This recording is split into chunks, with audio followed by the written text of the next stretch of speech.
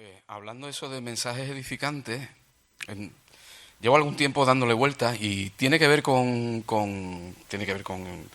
con la predicación, con la meditación de este trocito de la carta de Pablo, pero igual no está ahí o no se ve tan específicamente, ¿no? Y es lo fácil, lo sencillo que resulta coger un pasaje y tomarlo como excusa para hablar sobre un tema.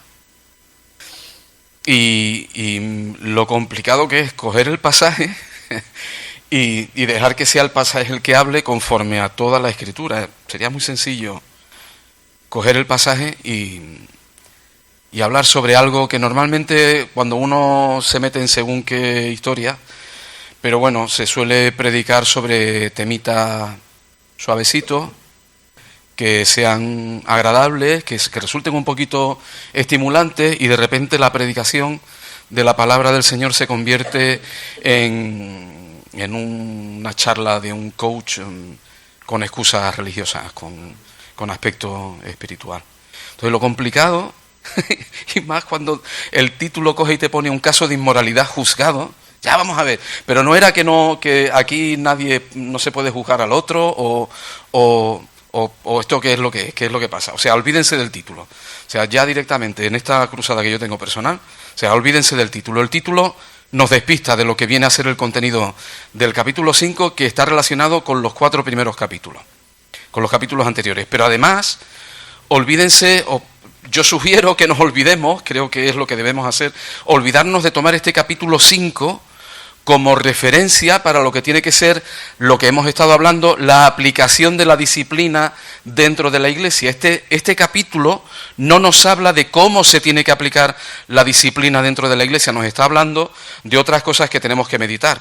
Y creo que es interesante que nos vayamos a Mateo capítulo 18, ya que el Señor Jesús hace un resumen muy somero, muy breve, de cómo se vive los aspectos disciplinarios dentro de la vida de la congregación, dentro de la vida de la Iglesia. Creo que es bueno que nos vayamos a esos versículos de Mateo 18, a partir del versículo 15, y le demos una leída, aunque solo sea de manera superficial, pero una breve leída antes de meternos en el capítulo 5 de Primera de Corintios.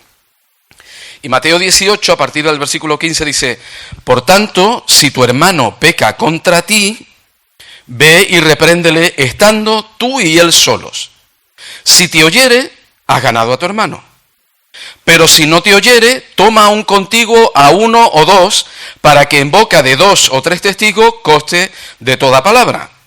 Aplicación completa, está haciendo un resumen y una aplicación completa de lo que viene en la Escritura en el Antiguo Testamento.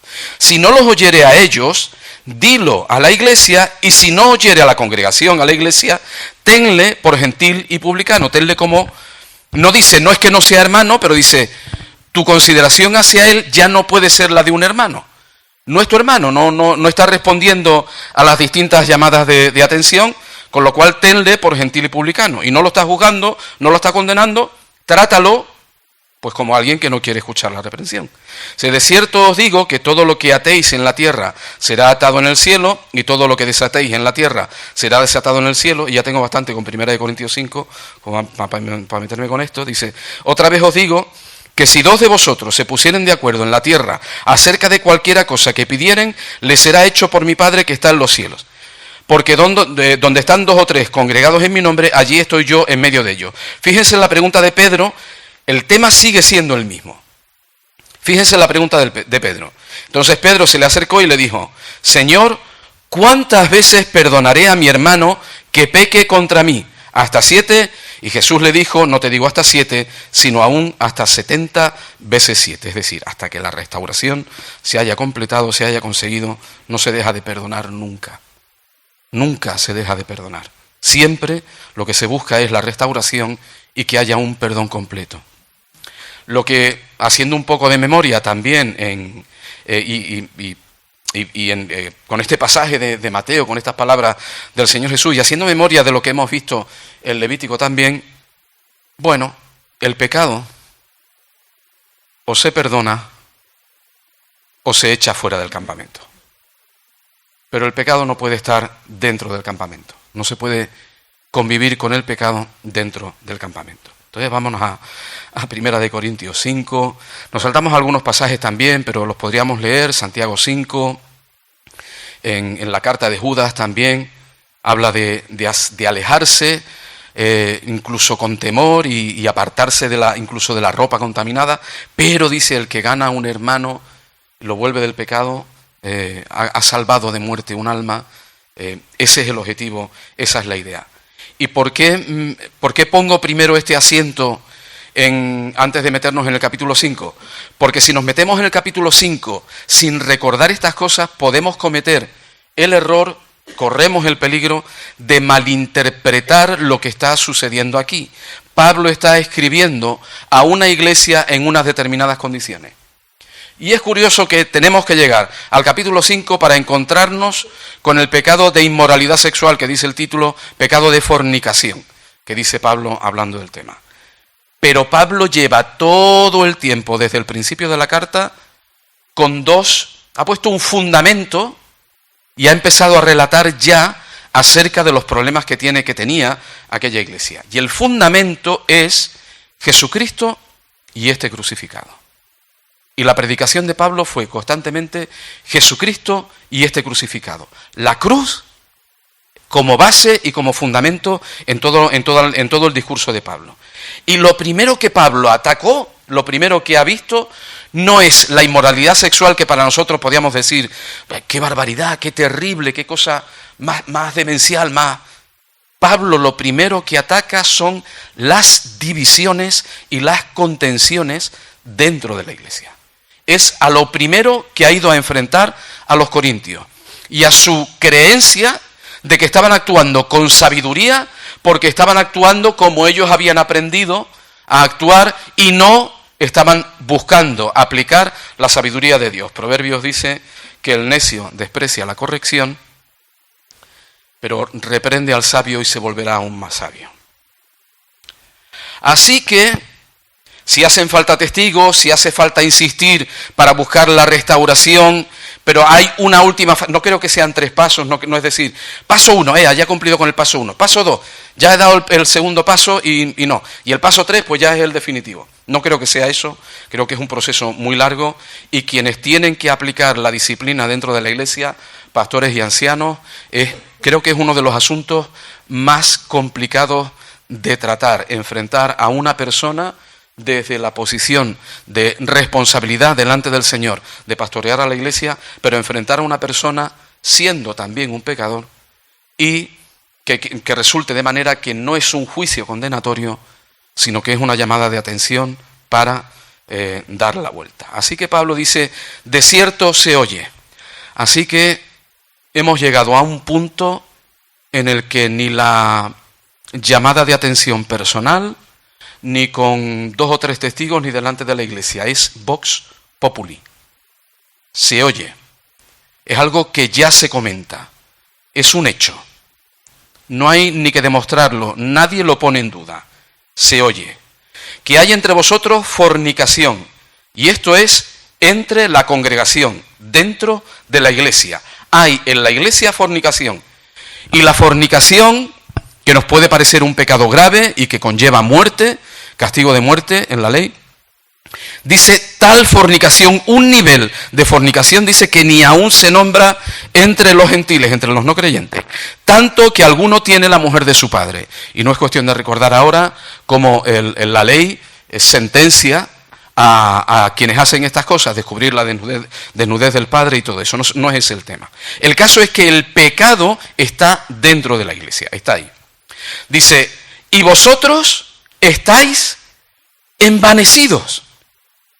O sea, ya no es que haya un pecado en medio de la congregación, sino que aquella iglesia estaba con aquella situación como si no pasara nada, como si fuera lo más normal. Y sin embargo, dice la pregunta que hace Pablo, vosotros estáis envanecidos. ¿No deberíais más bien haberos lamentado? Y el lamento, el duelo, el dolor es por la muerte de alguien. Alguien está viviendo en muerte. Alguien está viviendo en muerte. Y no hay lugar para el envanecimiento y para pasarlo de soslayo, sino para lamentarse. Y quiero meditar en esto porque creo que hay dos extremos cuando hablamos de estos temas. Y está el extremo este de la iglesia de Corinto, de envanecerte y dejarlo pasar todo. Es su vida, no te metas en su vida. Allá ellos lo que están haciendo. Ellos pueden hacer con su vida lo que quieran, pero dentro de la iglesia tienen que poner su vida en orden. Una cosa es dejarlo pasar y la otra, el otro extremo, es ir a saco a condenarlos y a machacarlos. Y digo que quiero meditar en estas cosas porque nuestro empeño como iglesia debería ser que el pecado nos duela. Que el pecado nos duela. Que ver el pecado en medio de la congregación no sea algo que ignoremos ni algo a lo que vayamos a machacar a la persona. Tiene que producir un dolor en nosotros que nos provoque a ir a la persona a tratar de restaurar la situación, a tratar de corregir. ¿Y por qué? Porque todos nos necesitamos y todos estamos sujetos al mismo pecado, a los mismos pecados. Y todos necesitamos, es una de las funciones de la iglesia, se ha mencionado también acerca de la sal. Si la sal pierde su sabor, ¿para qué sirve? La sal tiene que preservar, tiene que conservar, tiene que dar sabor. Y uno de los empeños como iglesia que debemos tener es preservar, dar sabor, evitar que el pecado se extienda, ser luz, dar testimonio. Dice, no deberíais más bien haberos lamentado para que fuese quitado de medio de vosotros el que cometió tal acción. Se juzga la acción y eso hay que quitarlo. Dice, ciertamente yo como ausente en cuerpo, pero presente en espíritu, ya como presente he juzgado al que tal cosa ha hecho. Y aquí Pablo abre el preámbulo para un tema que va a seguir en el capítulo 6 y del que hay cosas en las que debemos meditar y debemos pensar, pero hay situaciones en las que hay que emitir un juicio. Hay situaciones en las que hay que emitir un juicio. El juicio no es condenatorio. Hay que decir, como el médico diagnostica, tal enfermedad debe ser atajada. Y para eso hay que aplicar la Escritura, la palabra de Dios. Dice, en el nombre de nuestro Señor Jesucristo, reunidos vosotros y mi espíritu con el poder de nuestro Señor Jesucristo, el tal sea entregado a Satanás para destrucción de la carne, a fin de que el espíritu sea salvo en el día del Señor Jesús. Miren, esto es una cuestión de decisiones. Quiero ir lo más resumido que pueda. Esto es una cuestión de decisiones. Y es una cuestión de tolerancia. En este sentido, si alguien decide persistir en su pecado, es su decisión. Si no atiende a, no me sale ahora la palabra, que es muy bonita, pero bueno, si no atiende a las llamadas de atención y no se da la vuelta y no corrige la situación porque entiende igual que no está en pecado o no quiere renunciar a ese pecado, es su decisión, nadie le puede obligar, pero su decisión conlleva unas determinadas consecuencias. Y lo que el hombre siembra, eso es lo que recoge. Luego, si alguien persiste en no oír la llamada de atención y quiere persistir en su pecado, que asuma las consecuencias de su pecado. El tal sea entregado a Satanás. A ver, el pecado dentro de la iglesia, dentro de la congregación, no puede ser tolerado. Y Pablo ha puesto la base, ha puesto la cruz como el centro de toda la predicación. Todos nuestros pecados, aquellos hábitos, costumbres, esas cosas que venimos haciendo, que traemos de nuestra vida pasada, esa vieja levadura que dice Pablo, debemos tamizarlos en la cruz. Debemos pasarlo por la cruz. Y la cruz del Calvario tiene que movernos, tiene que provocar en nosotros el deseo de poner en orden nuestras vidas, de corregir hábitos, costumbres, tradiciones, mentalidades que arrastramos y que nos llevan a situaciones de pecado. El pecado dentro de la iglesia no se puede tolerar.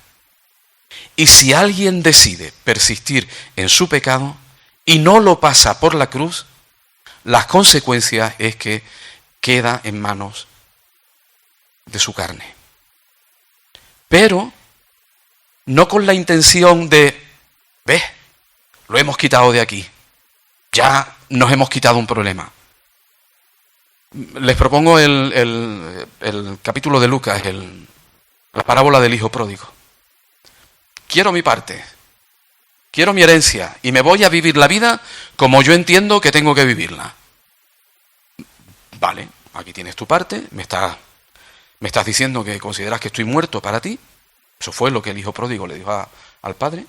Para mí estás muerto, dame mi parte de herencia y me voy a vivir mi vida.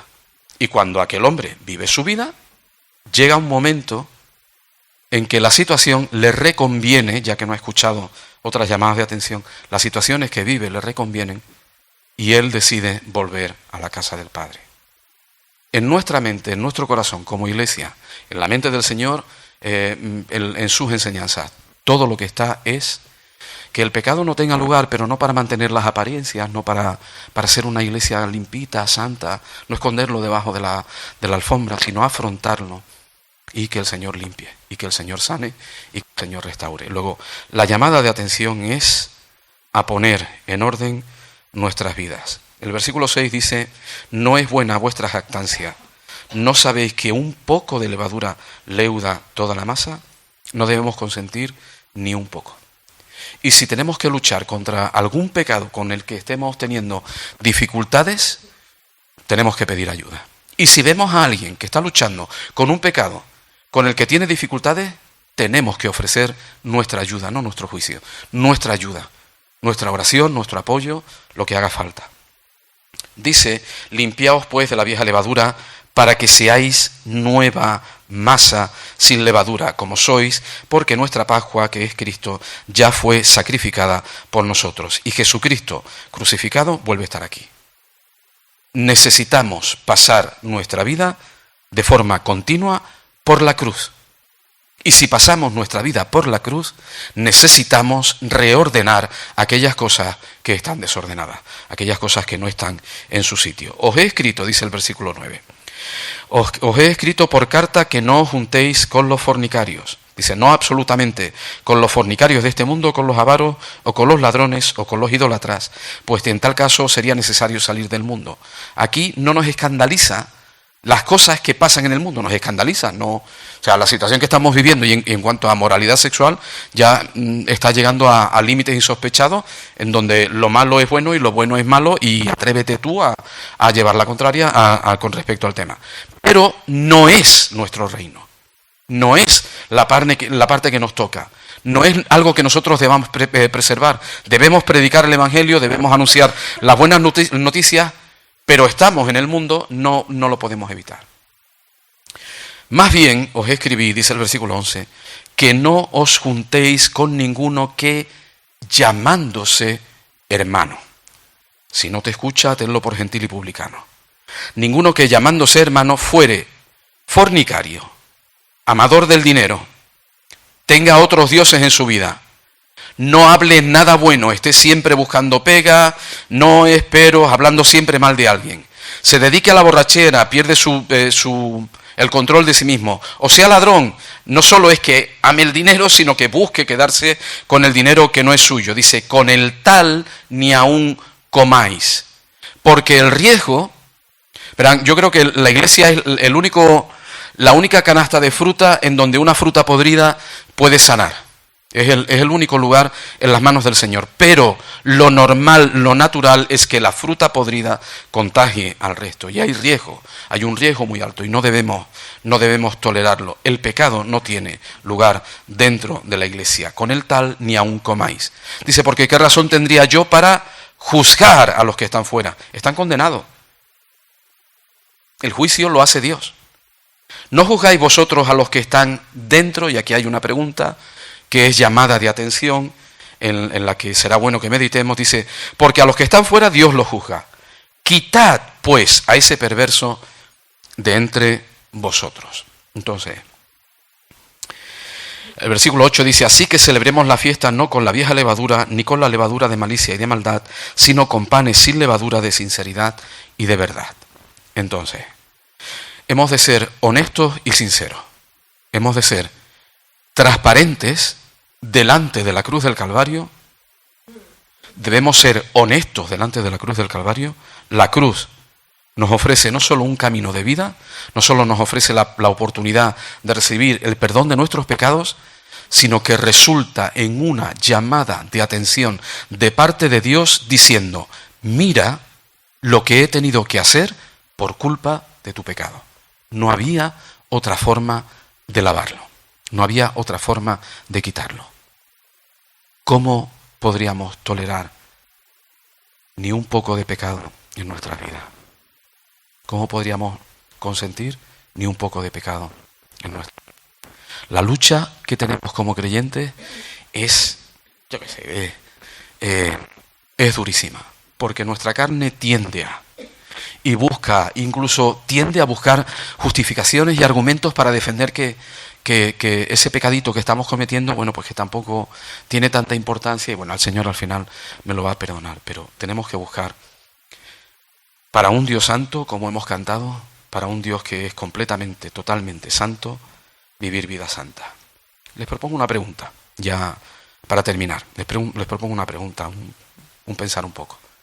¿Hay algo que nos moleste? ¿Hay algún comportamiento que nos moleste? No sé, que alguien deje la toalla mojada encima de la cama y se olvide, o que deje la ropa sin colgar, o que coja mi cepillo de dientes, o que me toque como si me conociera de toda la vida, o se acerque demasiado a mí. ¿Algún comportamiento que me dé coraje, me haga enfadar?